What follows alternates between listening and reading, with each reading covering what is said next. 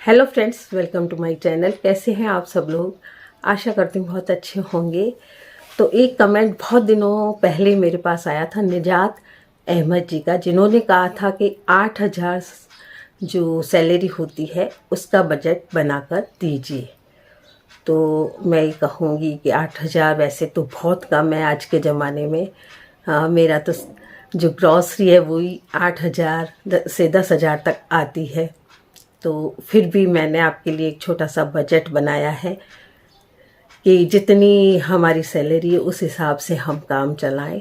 तो जितनी चादर होती है उतने ही पाँव हमें पसारने पड़ते हैं, नहीं तो चादर से पाँव बाहर आ जाते हैं। तो हमें उतना ही खर्चा करना है जितनी हमारी सैलरी है। तो हमें सबसे पहले तो हमारा बजट जो है लिखना पड़ेगा, एक कॉपी में लिख के, और फिर आपको सभी खर्चे लिखने पड़ेंगे। तो मैं तो हमेशा से यही करती आई हूँ। जब हमारी सैलरी बहुत कम हुआ करती थी तब भी मैं अपने एक कॉपी में अपना पूरा जो खर्चे हैं पूरे महीने के, जो भी खर्चे होते हैं हमारे, वो लिखती थी। और लिखने के बाद भी मेरे पास क्या होता था कि पैसा बच जाता था। जब हम लिख के अपना खर्चा चलाते हैं तो हमारा पैसा बच जाता है थोड़ा बहुत। तो 8,000 में भी आपको मैं 1,200 रुपये या 1,100 रुपये बचा के बता दूंगी, यदि आप उस हिसाब से चलते हैं तो हमारी बेसिक ज़रूरतें क्या हैं? रोटी, कपड़ा और मकान। तो यदि आपका मकान खुद का है तो फिर आपको हाउस रेंट तो नहीं देना पड़ेगा, यहाँ आपकी बचत हो जाएगी यदि खुद का है तो। और यदि खुद का नहीं है तो फिर आपको किराए से मकान लेना पड़ेगा, और उसी बजट में आपको हाउस रेंट भी जोड़ना पड़ेगा। जो 8,000 आपकी सैलरी है उसमें आपको हाउस रेंट जोड़ना पड़ेगा। तो हाउस रेंट में आपको क्या करना है कि सबसे कम पैसे वाला घर लेना है, किराए वाला जो घर लेना है सबसे कम वाला लेना है, ज़्यादा हमें नहीं लेना है क्योंकि हमारी सैलरी नहीं है इतनी। तो हमें 1,500 से 2,000 तक का रूम लेना है, चाहे उसमें आपको कैसे भी काम चलाना है, चाहे उसी में आपको किचन बनानी है, उसी में आपको अपना बेड रखना है, अपना सामान रखना है, जैसे भी करके आपको रखना पड़ेगा।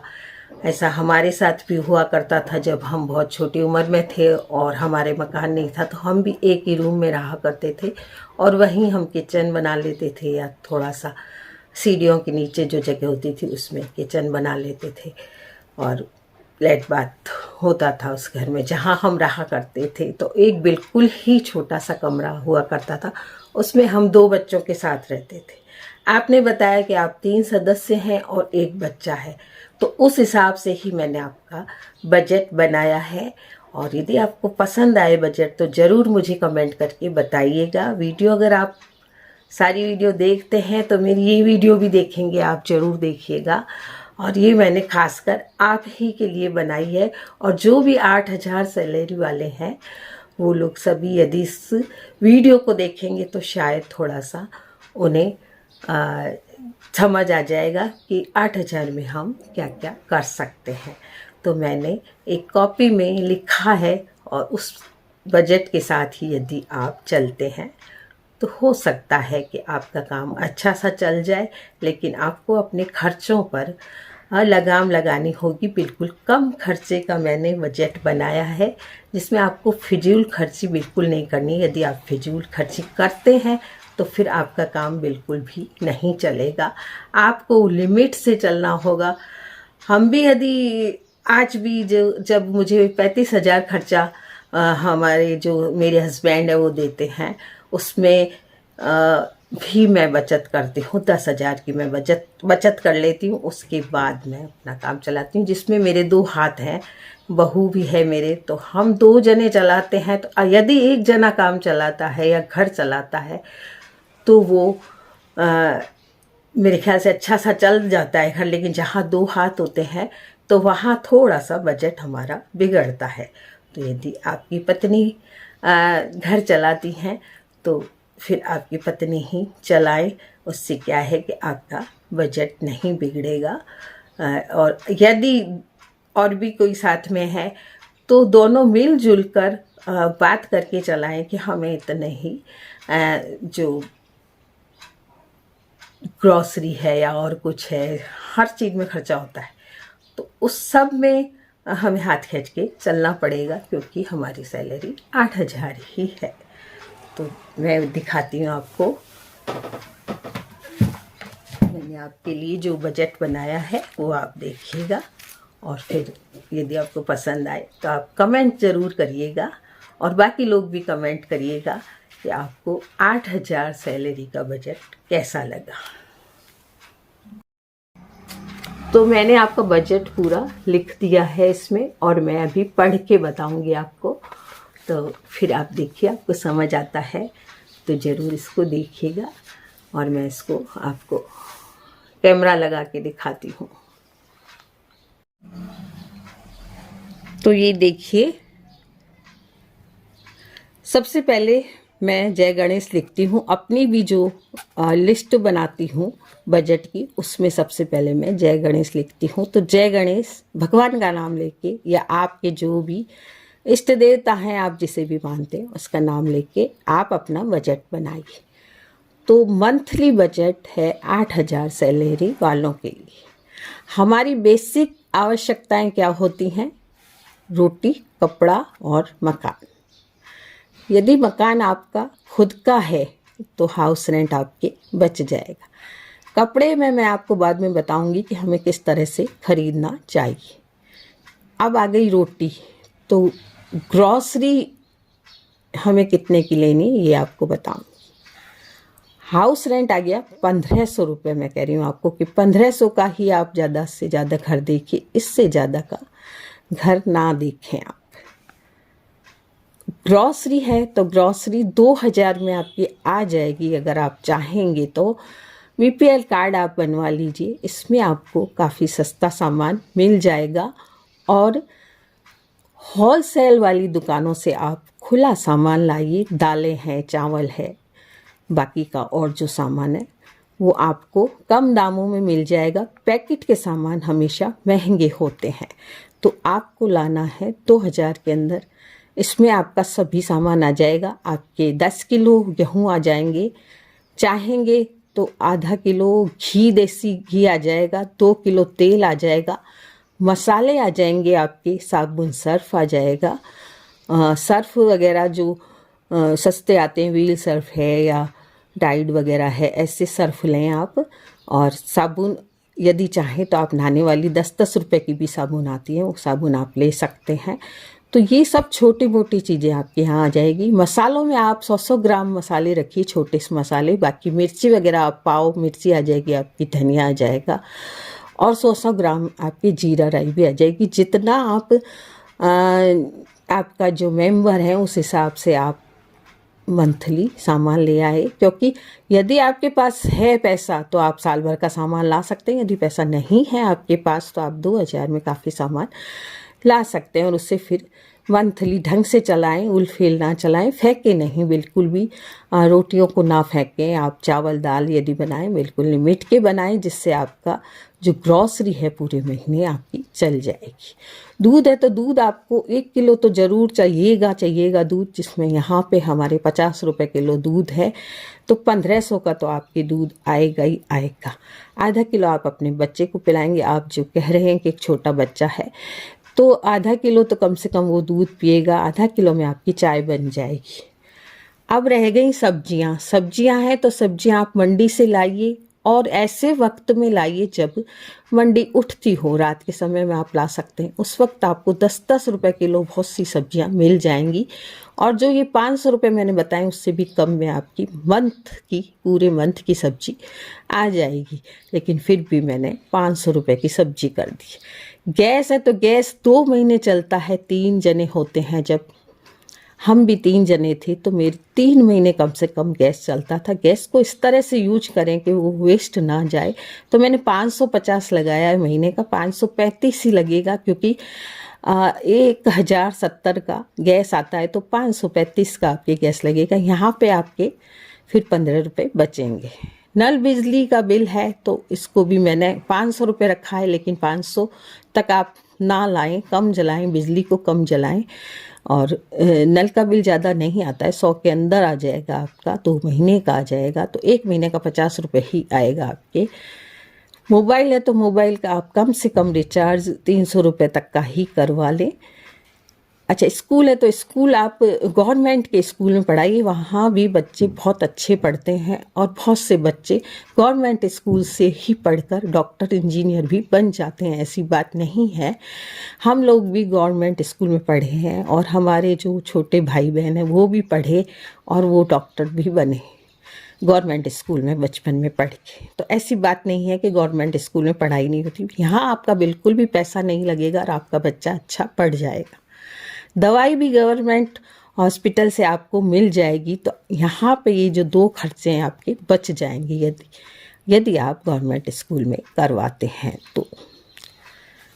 अब इन सब को जोड़ा जाए तो इसमें खर्चा आता है टोटल, जितना मैंने आपको ये खर्चा लिख के दिया इससे टोटल जोड़ा जाता है तो ये 6,850 का आता है, जबकि यहाँ 15 रुपये में बचा रही हूँ, तो यहाँ पे आपके 6,865 रुपये का खर्चा होगा और आपके पैसे और बच जाएंगे। जो 8,000 आपके पास रुपया है उसमें से आप 6,865 रुपये निकाल देते हैं, तो जो आपके पैसे बचेंगे इसमें से वो आप हाथ खर्च में भी ले सकते हैं, चाहे आप बचत खाते में डाल सकते हैं। तो इस तरह से आप खर्चे को लिख कर चलाएंगे तो आपका खर्चा आराम से चलेगा। और कोई कमी आपको लगती है तो आप ज़रूर बताइएगा मुझे। बाकी जो ये पैसा आपका इसमें से बचेगा, यदि 6,850 भी आपके लग जाते हैं मान लीजिए, तो आपका 1,150 रुपया और बचता है 8,000 में से, तो आपके पास पैसा भी बचेगा। इस पैसे में से चाहे तो आप आरडी करवा दीजिए, 100-200 रुपये की आप आरडी करवा दीजिए, आपका पैसा बचेगा। और बाकी जो रुपए हैं उसे आप हाथ में भी रख सकते हैं, उससे आप कोई और अन्य खर्चा कर सकते हैं, तो आप इस पैसे को बचा भी सकते हैं, अपने गुल्लक में डाल सकते हैं। तो आपको ये बजट जो मैंने लिखा वो कैसा लगा ज़रूर बताइएगा। अब मैं करती हूँ आपसे कपड़ों की बात। तो कपड़ों में ये है कि हमें कुछ पीहर से भी मिलता है, आपकी पत्नी का भी पीहर होगा, वहाँ से भी हमें कुछ कपड़ा मिलता है, उसे रख लीजिए। ये नहीं कि कपड़ों को आप पहनते ही जाएं और उनको बदरंगे कर दें, ऐसा नहीं करना है आपको। कपड़ों को, जो भी नए कपड़े हैं उनको आप अच्छे से समेट के अपने बॉक्स में या जहाँ भी आप रखते हैं उनको रख दें, 1-2 बार ही पहने। कई लोग होते हैं कि बच्चों को 1 दिन 2 दिन 3 दिन वही कपड़े पहनाए रखते हैं जो नए कपड़े आते हैं, तो उनको फिर धोते नहीं हैं, और धोते हैं तो फिर वो भद्दे हो जाते हैं। तो कपड़े हमें जब खरीदने हैं जब हमारे पास कोई एक्स्ट्रा पैसा आता है, हमारे पास एक्स्ट्रा पैसा आता है, कई बार सैलरी में भी हमें मिलता है, जैसे कोई बोनस मिल गया या कुछ आपको मिलता होगा, आपकी जो भी सैलरी है या जहाँ आप काम करते हैं वहाँ पे बोनस भी मिलता है, कोई त्योहारों वगैरह में बोनस मिले, या आपके पास जब भी पैसा बचा, जैसे मैंने आपको बताया कि आपके पास 1,100 रुपये तो कम से कम बचेंगे ही बचेंगे, तो वो 1,100 रुपये हैं, उसमें आप एक बच्चे के और आप अपनी पत्नी के या जो भी एक और आपके साथ उसके हर महीने में ला दें कपड़े। जैसे 500 रुपये का कपड़ा ला दिया आपने एक जने को, 500 का एक जने को ला दिया, तो कपड़े सस्ते भी बहुत मिलते हैं। हम ऐसे लोकल बाज़ारों में जाकर सस्ते कपड़ों को भी ला सकते हैं, ज़्यादा महंगे कपड़े ना लाएं आप, और कपड़े लाकर जैसे डेली वाले कपड़े ले आएँ आप, 2 सूट ले आए, हर महीने 1-1 सूट ले के आ जाएं आप, तो आपका जो है कपड़ा आ जाएगा।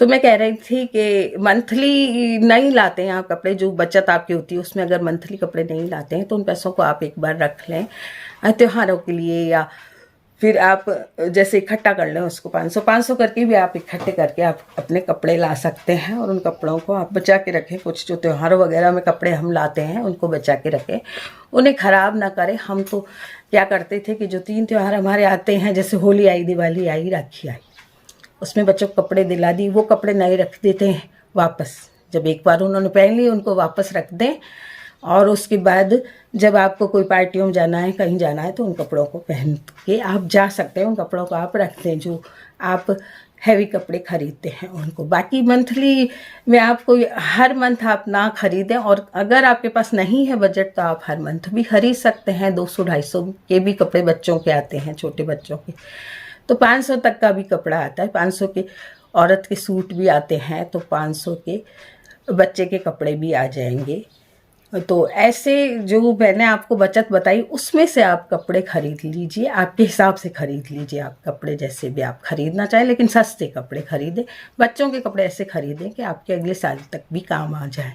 ऐसा नहीं कि बिल्कुल ही नाप के कपड़े खरीदें। हम तो ऐसा करते थे कि थोड़ा सा बड़ा कपड़ा लाते थे और उसे उलट देते थे। थोड़ा सा लंबा अगर होता था थोड़ा सा सिल के उलट देते थे, वो कपड़ा अगले साल भी काम आ सकता था, क्योंकि कपड़े का इतने अच्छे होते हैं कि ख़राब नहीं होते हैं। तो ऐसा लगता है कि इन्हें कहाँ फेंकें, क्या करें अब। तो उन्हीं कपड़ों को आप जैसे थोड़ा सा छोटा करके पहनाते हैं, तो फिर अगली बार उसको खोल दें जब आपका बच्चा लंबा हो जाए, तो कपड़ा आपके काम आ जाएगा। मैं बिल्कुल आपको सरल तरीके से समझा रही हूँ। मैं कोई इंग्लिश में नहीं समझाऊंगी, मैं ना कोई इस तरह से समझाऊंगी कि आपको समझ नहीं आए। मैं बिल्कुल घरेलू तरीके से आपको समझा रही हूँ कि आपको ऐसा कपड़ा लाना है कि आपके बच्चे के बाद में भी काम आ जाए। तो बस वही है कि आप 1 महीने के अंदर जो पैसा बचा रहे हैं उसमें थोड़ा थोड़ा कपड़ा खरीद लें, तो आपकी ये सारी ज़रूरतें पूरी हो जाएंगी जो मैंने आपको बताई हैं। ग्रॉसरी में आप बस BPL कार्ड बनवा लीजिए और जहाँ सस्ता सामान मिलता है वहाँ से लेके आइए। ग्रॉसरी की लिस्ट भी यदि आप कहेंगे तो मैं आपको बना के दे दूँगी, क्योंकि 10 किलो आपके आटा आ सकता है, ज़्यादा से ज़्यादा आपके 15 किलो आटा लगेगा, तो 15 किलो आटा भी आपके आ जाएगा, घी भी आ जाएगा, इसी में तेल भी आ जाएगा, मसाले आ जाएंगे, दाल चावल आ जाएंगे, सर्फ साबुन आ जाएगा। तो यही ज़रूरतें होती हैं हमारी। असली ज़रूरत क्या है? बाकी आलतू फालतू की चीज़ें तो अब आने लगी, मेरे पास भी बहुत सी आने लगी। बच्चों के लिए जब छोटे बच्चे थे तो तलने की ऐसी चीज़ रखा करती थी, जैसे पापड़ है, फिंगर्स हैं, तो ऐसी चीज़ रखती थी, थोड़ी बहुत तल के खिला देती। बाकी ज़्यादातर बच्चों को ऐसी तली भुनी चीज़ें नहीं खिलानी चाहिए। घर का दलिया खिला दें आप, सूजी का उत्पम खिला दें, उपमा खिला दें, ऐसी चीज़ें खिलाएं जिससे बच्चे की भी ग्रोथ भी बढ़ेगी। वेजिटेबल पराठा बना दें और बना दें तो बच्चे की ग्रोथ भी बढ़ेगी और आपके बच्चे बीमार भी नहीं होंगे। जो खाना आजकल चल रहा है मैगी वगैरह, तो वो खाना कोई अच्छा नहीं है, महंगा भी पड़ता है और बच्चों को नुकसान भी करता है। तो आप ज़्यादा से ज़्यादा घर पे बना के बच्चों को वेजिटेबल पराठा बना के खिला सकती हैं, वेजिटेबल पकोड़े वगैरह भी कभी कभी खिला सकती हैं। तो ज़्यादा से ज़्यादा पराठों में या रोटी में ऐसे डाल के आप हर तरह की सब्जी बच्चों को खिला सकती हैं। तो इसी बजट पे आप खिला सकते हैं। और मंडी से सब्जियां लाइए। मैंने आपको बताया सब्जियां बहुत सस्ती मंडी में मिलती है, और हम लोग तो आज भी मंडी से ही लाते हैं। हमारे घर के थोड़ा सा ही पास मतलब दूर जाना पड़ता है और सब्जियां मिलती हैं और काफ़ी अच्छे दाम में मिल जाती हैं। गाड़ी वाले हमें बहुत महंगी सब्जियां देते हैं। तो इस तरह से हर चीज़ का आप ध्यान रखें, जहाँ पर भी जो चीज़ सस्ती मिले वहाँ से लेकर आइए। और आपकी जो बहुत कम सैलरी है तो उसमें आप अच्छा सा काम चला के और अपने जीवन को व्यतीत कीजिए। और वीडियो अच्छी लगे तो लाइक ज़रूर कीजिए और शेयर भी कर दीजिए, क्योंकि वीडियो ये वाली बहुत अच्छी है। बहुत से लोग 8,000 में अपना खर्चा चलाना बड़ा उनके लिए मुश्किल हो जाता है। एक बात और कहूँगी कि जो लोग बजट बना के नहीं चलते हैं उन लोगों की खर्चा बिल्कुल नहीं चलता। आपको ऐसा नहीं करना है, ग्रॉसरी तो लेकर ही आनी है जिससे आपके खाने को तो हो जाए कम से कम। नहीं तो आप 1 किलो तेल लाएंगे, 1 किलो चावल लाएंगे, ऐसे नहीं। आपको लिस्ट बना के आपको सामान लेकर आना है। जब हम लिस्ट बनाकर सामान लाते हैं तो हमारे घर में ग्रॉसरी भरी रहती है और हमें पूरे महीने की चिंता नहीं रहती है। तो ये काम ज़रूर करिएगा। आप अपनी ग्रॉसरी की लिस्ट बना लीजिए, अपना बजट की लिस्ट बनाइए। जैसी लिस्ट मैंने आपको दी है उस तरह की ना भी बना पाए तो भी आप बनाइए, थोड़े से भी। यदि आप पढ़े लिखे हैं तो आप लिस्ट बना दीजिए कि इतना ग्रॉसरी में लगेगा, इतना दूध में लगेगा, इतना हाउस रेंट में लगेगा, इतना नल बिजली में लगेगा। मैं तो क्या करती हूँ कि छोटे छोटे जो कागज होते हैं उसमें लिख देती हूँ कि ये ग्रॉसरी का देना है, ये बचत में देना है, ये दूध में देना है। वो छोटी लिस्ट बना के और रुपयों की जो क्या बोलते हैं आप, गोला बना देती हूँ रुपयों का, और उसमें वो लिस्ट बांध देती हूँ कि ये ग्रॉसरी की लिस्ट है, ये ग्रॉसरी के पैसे हैं, ये दूध के पैसे हैं, जो भी पैसे मुझे देने होते हैं, ये बचत के पैसे, उन सब को मैं लिख के बांट देती हूँ। और एक अलग से क्या बोलते हैं, पर्स में रख देती हूँ। पर्स में रखने के बाद जब भी मुझे कोई लेने आया, ग्रॉसरी वाले को देने निकाल के दे देती हूँ। पढ़ लिया कि ग्रॉसरी लिखा हुआ है इसमें, ग्रॉसरी के पैसे दे दिए, दूध के पैसे दे दिए, बचत के पैसे दे दिए। इस तरह से क्या होता है कि मुझे बिल्कुल चिंता नहीं रहती है किसी भी चीज़ की, क्योंकि मेरा पैसा रखा हुआ होता है सबको देने का, और मेरे हाथ में अलग होता है पैसा।